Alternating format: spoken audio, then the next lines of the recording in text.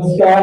प्रथमतः सर्व पत्रकार बंधूंनो आणि माझ्या तमाम मराठी बंधू भगिनींनो, खरं तर आजची पत्रकार परिषद म्हणण्यापेक्षा त्या पत्रकार परिषदेच्या माध्यमातून कोणती घोषणा होते असं म्हणण्यापेक्षा नक्कीच आज कुठेतरी मराठी माणसाचा कुठेतरी संयम संपलेला आहे आणि त्या निमित्ताने नवीन संघर्षाची एक सुरुवात, एक नवीन संघर्षाची चळवळ उभी राहून आणि या निमित्तानं ही एक आज संयुक्त महाराष्ट्र आघाडी याची एक घोषणा करण्यात आलेली आहे. जर आपण वारंवार बघितलं तर मराठी माणसावर असेल, मराठी अस्तित्वावर असेल, मराठी भाषेवर असेल, ज्या पद्धतीने घाला घालण्याचा किंवा त्याच्या विरोधात जे काही षडयंत्र कधी प्रत्यक्ष असेल, कधी छुप्या पद्धतीने असेल, परंतु कुठे ना कुठे मराठी मातीचं, या महाराष्ट्रातलं मराठीचं अस्तित्व कमी करणं, मग ते राजकीय असेल, सामाजिक असेल किंवा आर्थिक दृष्टिकोनातून असेल, हे प्रयत्न सातत्याने होताना दिसतात. आणि म्हणून 21 नोव्हेंबर रोजी हुतात्मा स्मृती दिनाच्या दिवशी सर्व संघटना तिथे उपस्थित होत्या आणि त्यावेळी विचार करण्यात आला की आता आपण येताना वेगवेगळ्या संघटना म्हणून आलो, परंतु त्या जर आपण एकत्रितरित्या इथे पोहोचलो असतो तर नक्कीच एक कोणतरी मराठी माणूस इथे आला असं दिसत असतं. आणि त्या निमित्तानं तो निर्णय घेण्यात आला की येणाऱ्या महानगरपालिका निवडणुकीत आपली सर्व संघटनांची, मराठीसाठी काम करणाऱ्या संघटनांची कुठेतरी भूमिका नक्कीच जाहीर झाली पाहिजे आणि सध्याच्या प्रस्थापित राजकारणापर्यंत पोहोचली पाहिजे आणि त्या निमित्ताने हा निर्णय घेण्यात आला. खरं तर आमचा प्रश्न सोपा आहे की गेली 65 वर्ष स्वतंत्र महाराष्ट्र म्हणून आपला स्वतंत्र मराठी माणसाला मराठी भाषेच्या भाषिक प्रांत रचनेनुसार मिळालेले स्वतंत्र महाराष्ट्र असताना गेली 65 वर्षामध्ये सत्ता बदलल्या, सत्तेतील पक्ष बदलले, परंतु निश्चितपणाने एक गोष्ट मात्र सत्तेवर असणारी माणसं मराठी होती.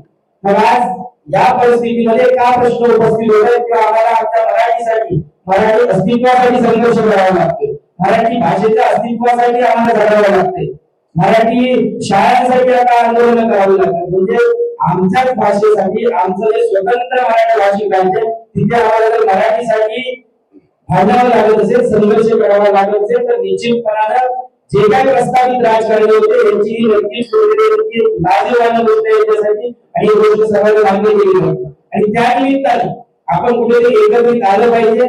म्हणून सर्व आता ज्या उपस्थित आहेत आणि अन्यही मराठी संघटना निश्चितपणे याच्यात उपस्थित आणि या प्रस्तावित राजकारण्यांना कुठच्याही राजकीय पक्षाच्या विरोधातली संघटना वेगळी आघाडी नाही, ते स्वतंत्र विचाराची फक्त आणि फक्त मराठीसाठी ज्या पद्धतीने मराठीचे विचार दुय्यम ठेवून, मराठी माणसाला दुय्यम स्थान देऊन राजकारण केलं जातं, फक्त सोयीचं राजकारण वापरलं जातं, सोयीच्या भूमिका वापरल्या गेल्या असतात आणि म्हणून मराठी माणसाला संघर्ष करावा लागतो आपल्याच मातीत, आपल्या अस्तित्वासाठी आणि ते थांबलं गेलं पाहिजे. वारंवार विषय खूप आहेत ज्या पद्धतीनं आम्ही वारंवार म्हणजे सर्व मराठी संघटनांचा एक मूळ मुद्दा कोणता असेल तर अधिवास कायदा.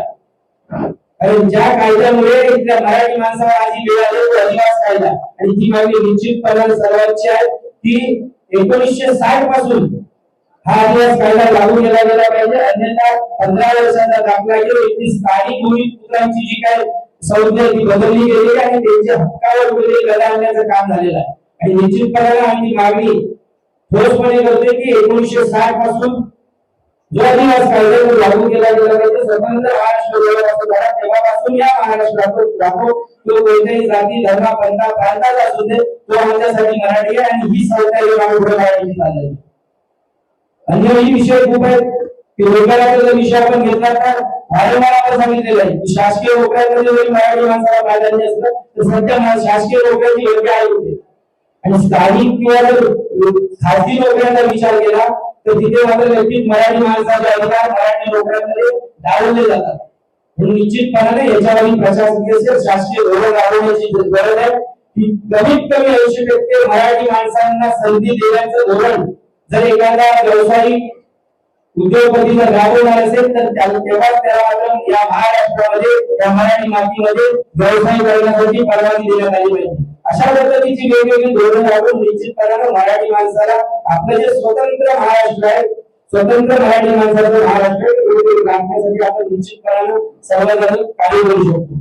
परंतु सध्याचं राजकारण बघितलं तर आता म्हणजे अभयवर्णी सांगितलं की कशा पद्धतीनं सोयीचं राजकारण वापरून आपल्याला जेवढा सुद्धा गरजेचं आहे तो कुठेतरी फक्त वापरायचा, बाकीचा मराठीला दुय्यम कुठेतरी ठेवायचं.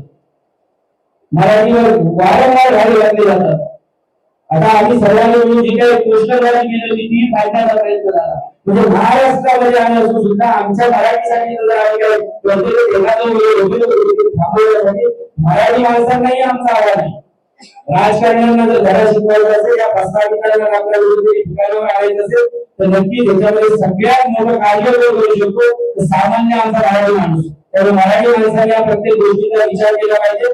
कदाचित ही शेवटची संधी असू शकते मराठी माणसासाठी मराठी म्हणून एकत्र येण्याची. कालांतराने मराठी म्हणून एकत्र येऊन आपण बदल होऊ का हा प्रश्न निर्माण होऊ शकतो. त्यामुळे आता निश्चितपणानं आपण एकत्र आलं पाहिजे. 107 हुतात्मे देऊन ज्या पद्धतीने आपण मुंबई महाराष्ट्राला मिळवून दिली किंवा महाराष्ट्राला मुंबई मिळाली, परंतु आजही एक प्रश्न उपस्थित आहे की महाराष्ट्राला मुंबई मिळाली परंतु मराठी माणसाला ती मुंबई मिळाली का? आणि ती मुंबई मिळवून देण्यासाठी या सर्व संघटना एकत्रित करून जितके प्रयत्न करता येतील जास्तीत जास्त प्रयत्न करता येतील. प्रयत्न करण्यापेक्षा आम्ही निश्चितपणे सांगतो ही परिस्थिती मात्र येणाऱ्या काळात हळूहळू बदललेली आपल्याला सर्वांना पाहायला मिळेल.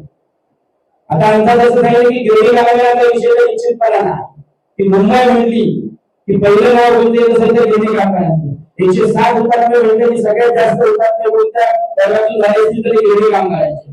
परंतु गिरणी कामगार हा फक्त बोलण्यापुरता राहतो. कारण मुंबई म्हणते की मुंबईत एखादं भाषण करायचं असेल एखादं वक्तव्य करायचं असेल तर गिरणी कामगार बोलला जातो फक्त बोलण्यापुरता मर्यादित आहे. परंतु गिरणी कामगाराबद्दल एक जी भावना असायला पाहिजे हृदयातून ती भावना दाखवायला पाहिजे ती दाखवली जात नाही. म्हणून गेले 20 वर्ष 2 लाख गिरणी कामगारांचा प्रश्न प्रलंबित असताना सुद्धा फक्त 15,000 गिरणी कामगारांना घर देण्यात आले. खरं तर ह्या इथल्या संपूर्ण राजकीय व्यवस्थेचं आणि इथल्या मराठी माणसालाही म्हटलं तरी हरकत नाही की दुर्दैव आहे की आमच्या मराठी माणसांना आपल्या अधिकारासाठी हक्काचा अधिकार घराचा आम्ही मुंबई उभी केली. मुंबईला घडवणारा गिरणी कामगार असेल का मराठी माणूस असेल आणि त्याला जर आता डावललं जात असेल तरी नक्कीच दुर्दैवाची गोष्ट आहे. झोपडपट्टी पुनर्वसनाच्या माध्यमातून बाहेरील लोकांना परप्रांतीय लोकांना परकीय लोकांचं पुनर्वसन केलं जातं फक्त मकानची गणित रचण्यासाठी. मोफतमध्ये काही ठिकाणी केले गेले फक्त मकानची गणित आणि मराठी माणसाला बाहेर वगळण्याचं काम केलं जातं. गिरणी कामगारांसाठी आता शेवटी सारखा पर्याय दिला गेला आहे.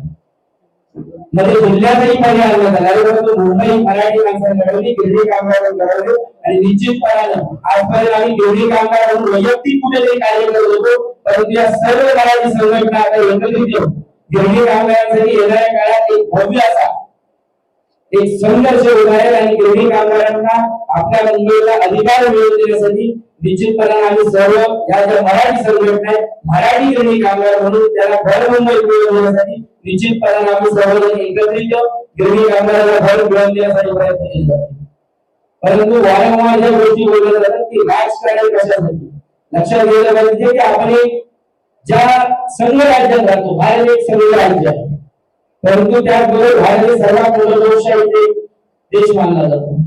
लोकशाही म्हणतात की राजकारण खूप महत्वाचं आहे कारण इथल्या राजकीय व्यवस्था राजकीय ध्येय धोरण ठरवत असतात की तुमचा विकास कसा होणार आहे. त्यामुळे नक्कीच या व्यवस्थेला कुठेतरी आपण त्याच्यामध्ये गेलं पाहिजे आणि बदल करायचे तर त्या व्यवस्थेत जाऊनच बदल जाऊ शकतात. आणि त्या निमित्तानं या संयुक्त महाराष्ट्र आघाडीची आपण स्थापना केली आहे आणि सर्व सहकारी यांना खूप शुभेच्छा देऊन येणाऱ्या काळात आपण निश्चितपणाने या मराठी माणसासाठी मराठी मातेसाठी छत्रपतीच्या स्वराज्यासाठी बाबासाहेबांच्या संविधानासाठी एकत्रित लढून पुन्हा आपलं जे वैभव आहे मराठी माणसाचं 1960चं वैभव असेल पुन्हा त्याला मिळवतो एवढं निश्चितपणे काढून देतो. जय हिंद जय महाराष्ट्र. निष्पक्ष बातम्या नवा दृष्टिकोन युवा स्तंभ न्यूज नेटवर्क.